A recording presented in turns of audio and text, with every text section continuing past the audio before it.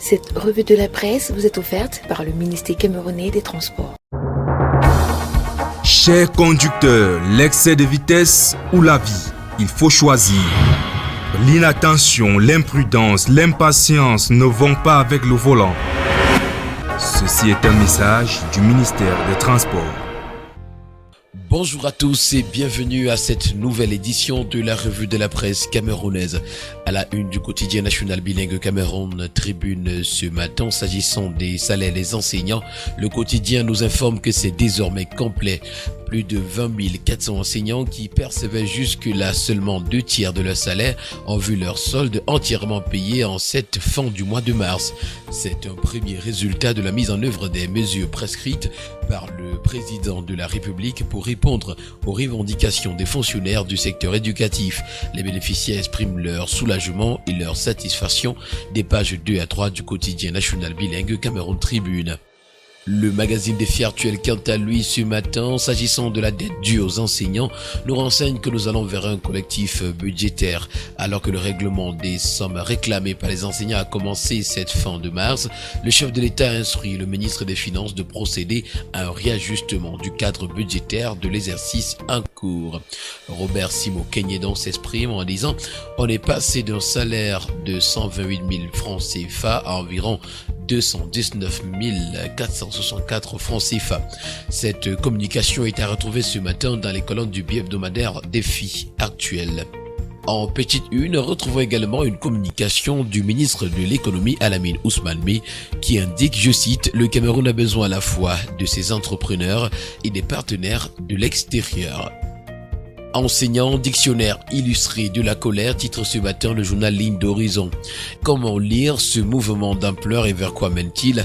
Avec les analyses du professeur Hubert Monondjana, du professeur Viviane Ondoa Biolé, du docteur Léopold Ngodi, de Jean-Marc Bikoko, de Maurice Andielom Fouet et Franck Essi. C'est à retrouver ce matin dans les colonnes du journal Ligne d'Horizon.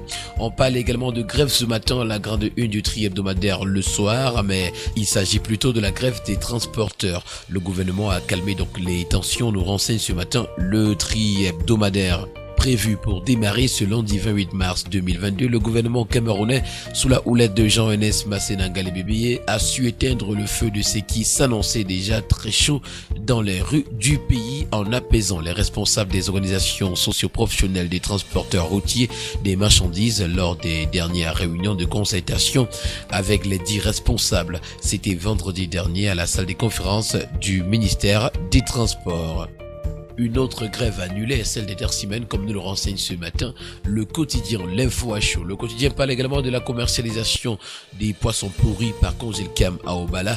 La Ligue des consommateurs du Cameroun exige des explications de l'entreprise.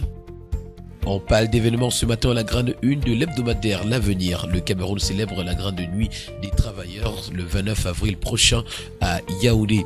Le comité d'organisation placé sous la présidence du sénateur Pascal Anan Idibimé, par ailleurs ancien ministre du cadastre et des affaires foncières, annonce les couleurs de cette célébration inédite qui se tiendra à la salle des banquets de la Croix-Rouge à Yaoundé.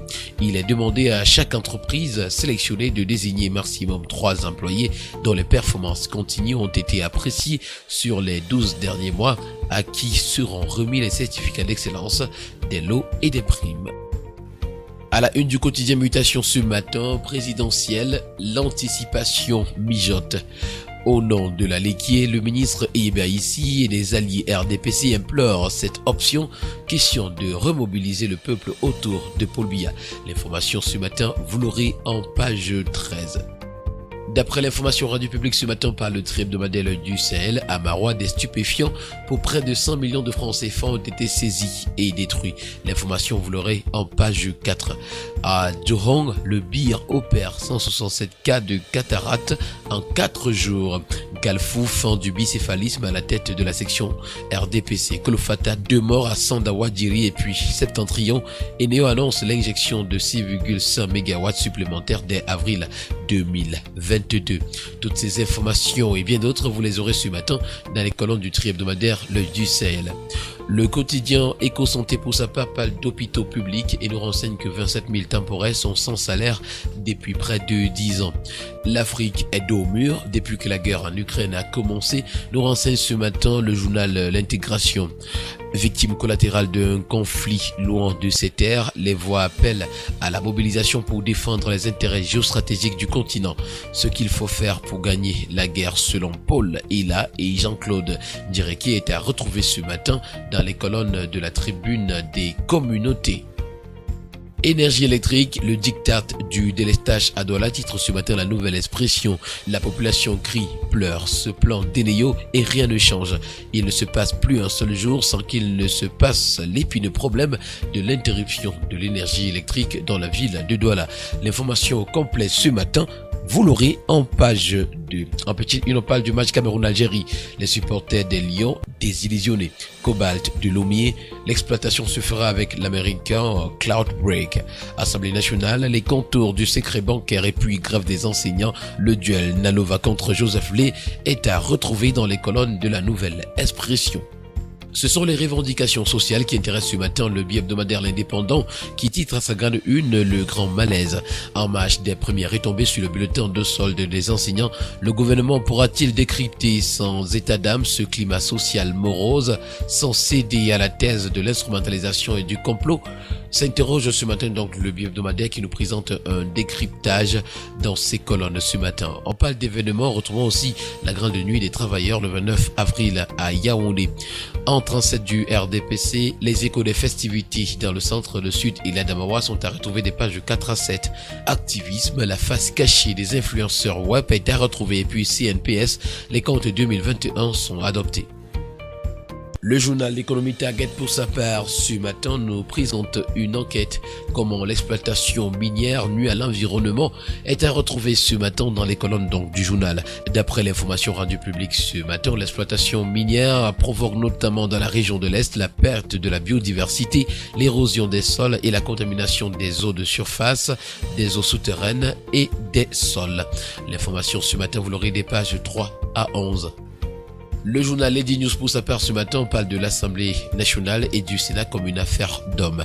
Le renouvellement des bureaux des deux chambres du Parlement le 17 mars 2022 a une fois de plus consacré le machisme révoltant à la tête de ces deux institutions. 62 ans après l'indépendance du Cameroun, une femme n'a jamais été présidente du Sénat ou de l'Assemblée nationale, encore moins Premier ministre ou général au sein des forces de défense. L'information ce matin est à retrouver dans les colonnes de l'hebdomadaire Lady News. Le quotidien Le Jour ce matin donne la parole à Ambroise Com. Cameroun, la mort programmée de l'école. En petite une, Blida, les lions indomptables condamnés à l'exploit. Et puis Bangou, les populations envahissent encore la chaufferie. Toutes ces informations et bien d'autres, vous les retrouverez ce matin dans les colonnes du quotidien bleu d'Amanmana Le Jour. Terminons ce matin avec l'hebdomadaire Kalara qui parle de dénonciation ce matin et nous présente comment un juge a torpillé un dossier pour une enveloppe. Dans une correspondance adressée au président du tribunal de première instance de Yaoundé, au ministre de la Justice et à la CONAC, une jeune dame raconte dans un menu détail comment un magistrat a libéré son adversaire poursuivi pour des faits d'escroquerie parce que les parents de ces derniers ont bien parlé. Elle dénonce la corruption et le trafic d'influence. Kalara donc publie ce matin l'intégralité de la missive dans ses colonnes. Mémorandum également car les greffiers adressent au Premier ministre un préavis de grève pour le 30 juin. Entreprise, on reparle de Yves Michel Photo dans une affaire de faux à la CBC. Corporation, convocation sous haute pression des élections au barreau et puis affairisme. Le nom de feu Clément Oboufégué s'invite dans le procès de William Solo. Toutes ces informations et bien d'autres sont à retrouver ce matin dans les colonnes de l'hebdomadaire Kalara. Mesdames et messieurs, voilà qui met un terme à cette autre édition de la revue de la presse. Merci de l'avoir suivi. Rendez-vous demain pour une nouvelle édition. Bonne journée à tous.